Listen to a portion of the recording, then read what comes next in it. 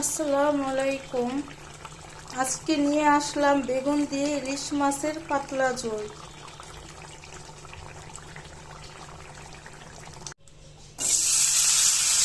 পেঁয়াজ কুচি দিয়ে দিলাম, পেঁয়াজের সাথে আলুগুলো দিয়ে দিব, একসাথে ভাজা ভাজা করে নেব। আমি সবসময় আলুটা পেঁয়াজের সাথে দিয়ে দিই, একসাথে ভাজা ভাজা হয়ে যাবে। এই আলুটা খেতে অনেক স্বাদ তরকারি।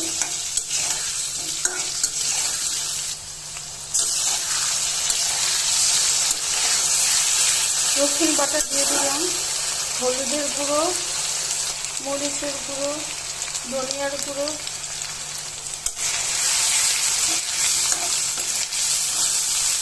কষানোর জন্য একটু পানি দিয়ে দিব।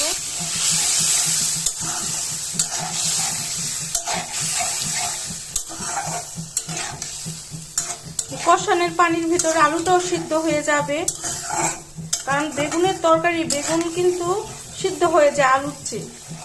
এ কারণে আগে আলুটা দিয়ে দিলে ভালো।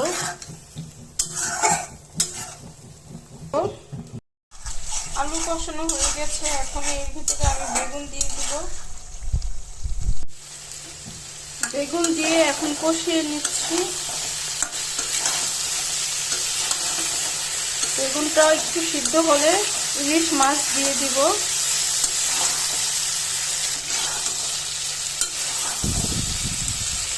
পানিটা বলক এসেছে,